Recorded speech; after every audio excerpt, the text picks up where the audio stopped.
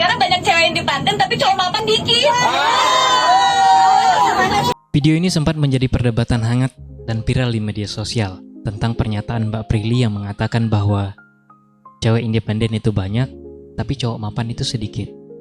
Tentu, pernyataan tersebut yang keluar dari mulut seorang public figure, seorang artis yang mana yang mempunyai 56 juta followers di Instagramnya, yang mana itu setara dengan 10 kali lipat lebih dari jumlah gaji UMR yang ada di Jakarta.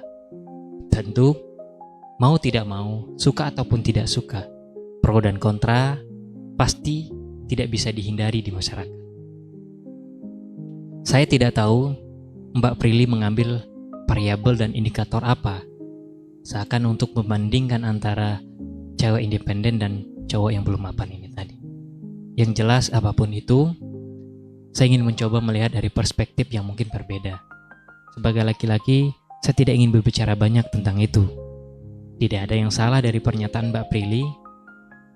Dia benar karena dia berbicara sesuai dengan levelnya. Tapi ketika perkataan itu keluar dari seorang public figure yang mempunyai jutaan followers, yang mana followersnya mempunyai status sosial yang berbeda. Ada yang sederhana, ada yang bawah sederhana, ada juga yang mapan, ada yang mungkin yang kaya raya. Tapi ketika itu didengar oleh dan diterima oleh masyarakat secara umum, mungkin itu akan menjadi sebuah asumsi yang mungkin dari sisi negatif dan positifnya itu pasti akan terjadi.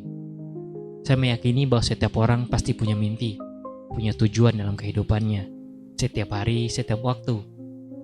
Bahkan di ruang tersunyi sekalipun, orang-orang yang kita anggap sebagai kaum rebahan sekalipun, dia masih mempunyai harapan dan mimpi untuk sukses. Barangkali kita yang berada di atas, teman-teman yang berada di atas, mungkin pernah berada di posisi ini. Tidak ada orang yang ingin hidupnya hancur. Tidak ada orang yang ingin hidupnya sengsara. Semua pasti punya mimpi.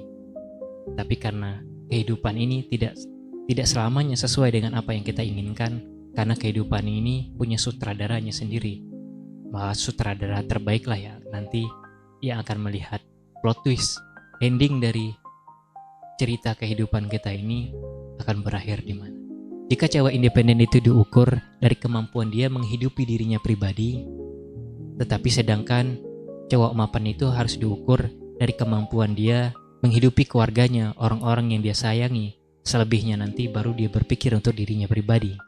Tentu itu menjadi sebuah perbandingan yang sangat kontras dalam kehidupan kita bermasyarakat.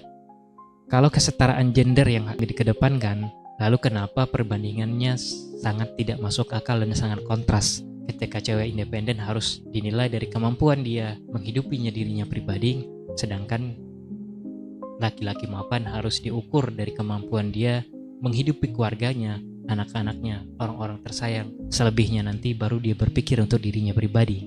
Tapi apapun itu, semua orang pasti punya mimpi ingin menjadi sukses, pasti punya mimpi ingin menjadi mapan. Cuman masalahnya adalah tercapai ataupun tidaknya itu bukan urusan kita pribadi, bukan urusan orang lain, bukan urusan mereka dan bukan urusan dia, tapi urusan yang Maha Kuasa.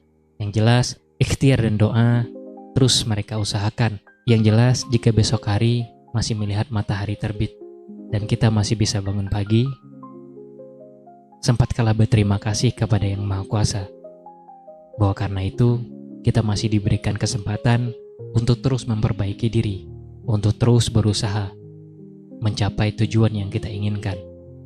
Bahwa sejatinya tidak ada yang kurang di dunia ini, tidak ada yang terlambat sedikit pun, tidak ada juga yang didahulukan sedikit pun. Semua orang akan melewati tujuan hidupnya masing-masing.